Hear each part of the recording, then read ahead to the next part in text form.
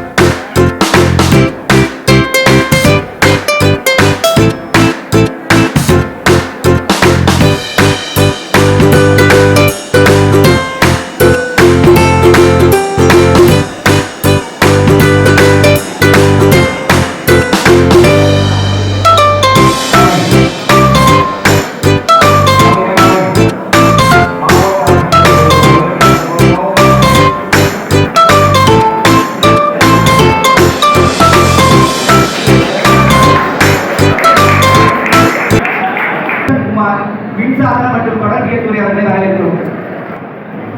வாக்களிப்பதன் முக்கியத்துவம் அறிந்து குடிமகனாக தம்முடைய கடமையை செம்மையாக செய்து வரும் மூத்த வாக்காளர் பெருமக்களுக்கும் வாக்களிக்கும் வயதடைந்து வாக்களிப்பதன் முக்கியத்துவம் என்ன, எனது வாக்கு எதற்காக என்பதை பற்றி தெரிந்து கொள்ள நமக்குள்ள முதல் முறை வாக்காளர்களுக்கும் இனிய காலை வணக்கம். பொதுவா கல்லூரியில தேர்வுக்கு மாணவர்கள் தயாராகிறாங்க. அவங்க தயாராகிற விதத்தை வச்சு ஒரு 3 பிரிவா பிரிக்கலாம். ஒண்ணு, அன்னன்னைக்கு நடத்துற பாடத்தை அன்னன்னைக்கு படிச்சு முடிச்சுட்டு நாளைக்கு தேர்வு வச்சாவோட எழுத நான் தயாரா இருக்கேன்னு எப்பொழுதும் தயார் நிலையில் இருப்பவர் ஒரு சிலர். அடுத்த பிரிவு, தேர்வு நடக்கிறது என்று தெரிந்தால் தேர்வு நடக்கட்டும் நாட்டப்பட்டது என்று தேர்வை பற்றி துளியும் கவலையும் இல்லாமல் இருப்பவர்கள் ஒரு சிலர். இந்த 3வது பிரிவுல தான் பெரும்பாலானோர் வருவாங்க. நாளைக்கு தேர்வுனா இன்னைக்கு புத்தகத்தை கையில் எடுத்து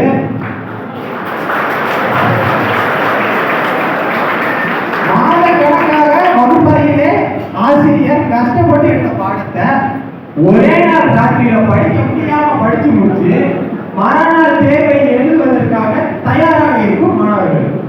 இதே போலதான் வாக்குப்பதிவு ஒரு தேர்வு தான். நம்ம நாட்டு மக்களை வாக்குப்பதிவு தேர்வுக்கு தயாராகும் விதத்தை வைத்து ஒரு 3 பிரிவுகள் பிரிக்கலாம். ஒண்ணு, கடைசியா நான் வாக்களித்ததுனால இத்தனை ஆண்டுகள் நான் பட்ட சிரமம் என்ன, நான் அடைந்த பலன் என்ன என்பதை எண்ணி பார்த்து அடுத்ததாக நான் யாரை தலைவராக தேர்ந்தெடுக்கலாம் என்பதை யோசித்து வாக்களிக்கும் வாக்காளர் பெருமக்கள் ஒரு சிலர்.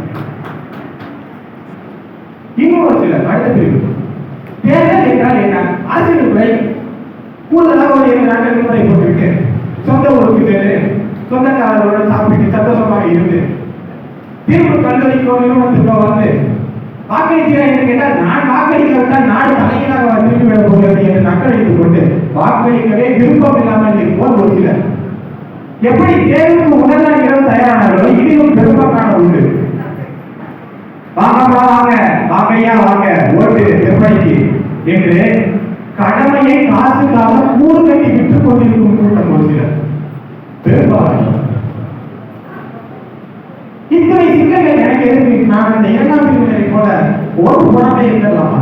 என் ஓட்டெல்லாம் சொன்ன மாதிரி நாடு தலையிலாக திரும்பிய பொழுது என்ன நினைப்பவர்கள் சற்று கவனிக்க வேண்டும். நம்முடைய ஒற்றை ஓட்டினால் என்ன நினைத்துவிடப் போகிறது என்ற கேள்விக்கான பதில் நம்முடைய ஒற்றை ஓட்டுதான் தீண்டாமையின் தீயை அணைத்துக் கொண்டிருக்கிறது. அந்த ஒற்றை ஓட்டுதான் வறுமையின் பாடுவோரை காத்துக் கொண்டிருக்கிறது. அந்த ஒற்றை ஓட்டுதான் விவசாய வாழ்க்கையை உயர்த்திக் கொண்டிருக்கிறது. அதே ஒன்றை ஓட்டுதான் ஊழலில் உறங்கும் நாட்டை உயிர் பிழைக்க செய்து கொண்டிருக்கிறது.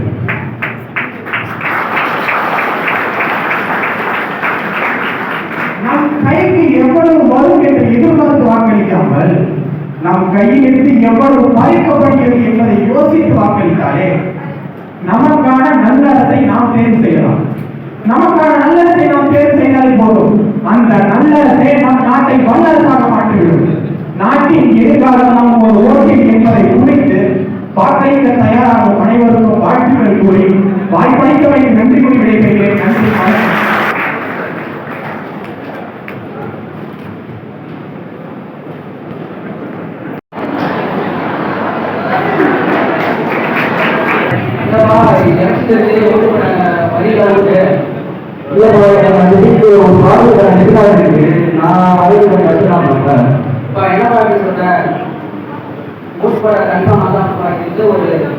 ஒரு இந்திய ஜனநாயக மத்திய ஆகணும் இந்த காரணம் சொல்லாத.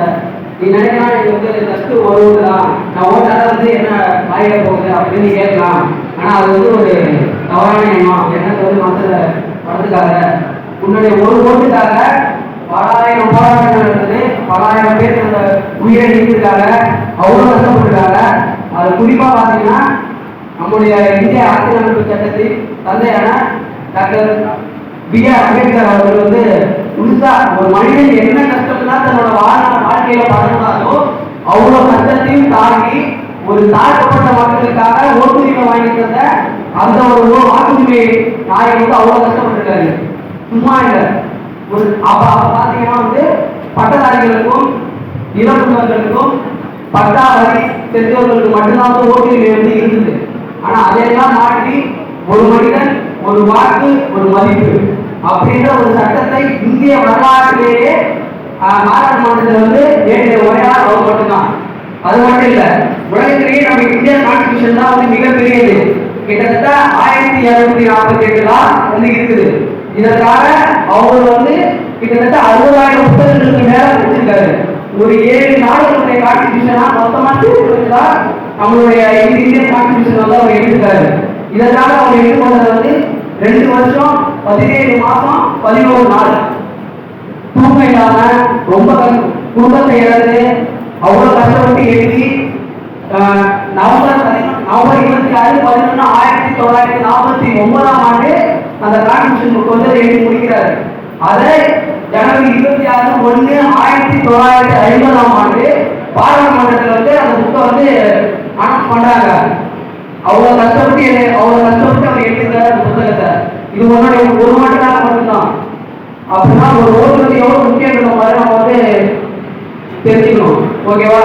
அதனால நீ வந்து கன்ஃபார்ம் ஓட்டு போட அப்படியே ஆகணும். சரிப்பா, கண்டிப்பா ஆரம்பிக்கிட்ட நல்லா இருக்கா?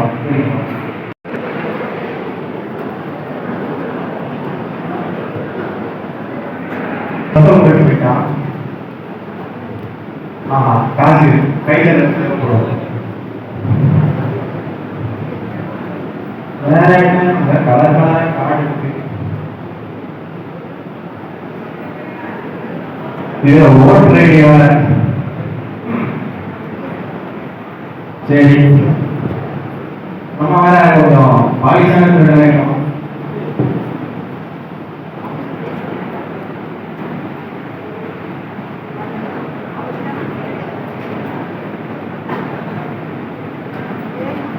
ஒரு லெட்டர் ஒன்று எழுதி வைப்போம். இந்த மாதிரி பத்தனா மாதிரி இருந்தால் இந்த மாதிரி ரேட்டு குழந்தைங்களோ பூஞ்சி வைப்போம்.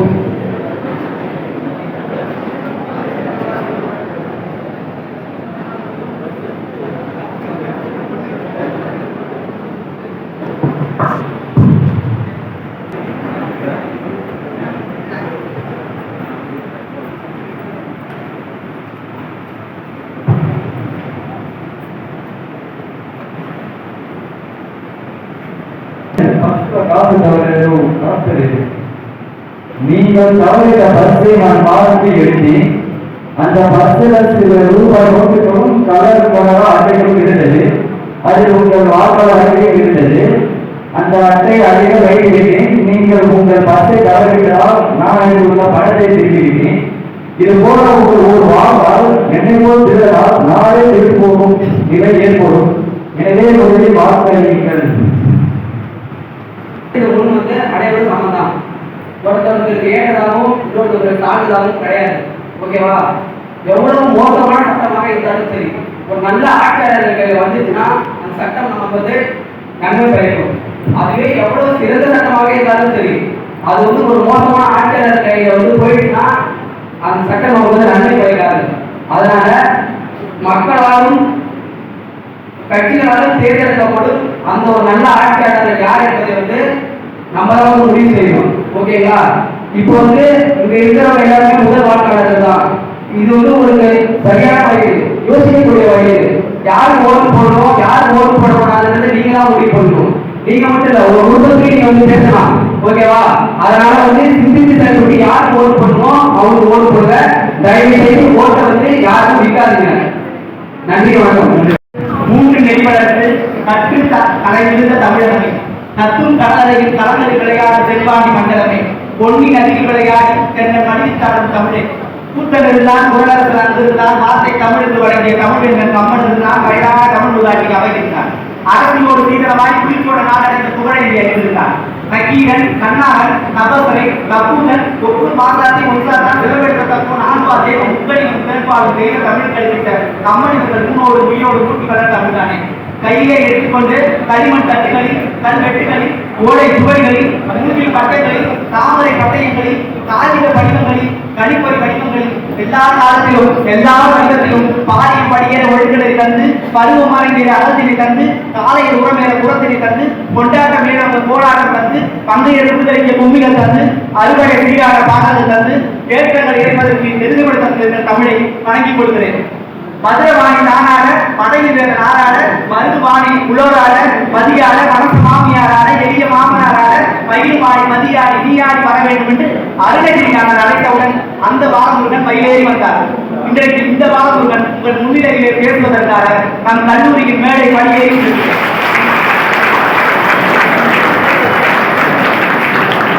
அமைத்து தந்த திருமணத்தை களமமைத்து இந்திய நாட்டு மன்னர் கோபுரத்து கலசத்து யாருதான் பறப்பதென்று இன்று போர் கொடுத்துக் கொண்டிருந்த காலம் அது. அந்நாளில் ஒரு காலத்தில் தந்தை தாய்நாடுகாக தாவி பாய்ந்து செத்தான் என்ற செய்தி கேட்டு வெளிநாடு தமிழ்நாட்டில் ஆகியோருக்கு அனந்தோட வெளியுடனே ஐயனூர் சென்றிட்ட கணவன் வந்துட்டான். போர் செய்தி தந்துட்டார். தந்தை களப்பட்ட செய்திக்கோ தவித்தா என்றான். இல்லை அன்பே, முல்லை சூழலில் நிலத்தின் படையில் ஒரு வீரர் குறைத்து விட்டார். நல்ல உலகில் ஒரு பிரிசல் வந்தது போலன்றோ என்றெண்ணி அழுதார். அவனும் புகை விட்டு கிளம்பு குடியென, புகை விட்டு வெளியே வெறிமலையென, பாலெடுத்தான், சூடுரைத்தான், சூழ்ந்து வருவாக என்றார். தந்தையோ நகைப்பழக்கம் செய்து நடந்திருந்த கண்ணே என்றார். திரும்பி வருவேனோ இல்லையோ, இந்த திரும்பு ஒரு முத்தம் என்றார். முத்தம் கொடுத்தான், முத்தம் கொடுத்தான், போர் போர் போர் என மன்னன் முரசொலி வரைந்தது.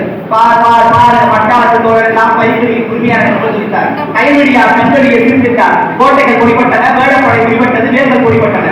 ஆனந்த கண்ணீர் வெடித்தார். இடது செய்தி வாயில் தேடி வந்தது. கலை செய்தி கடைசி செய்திகள் என்றார்.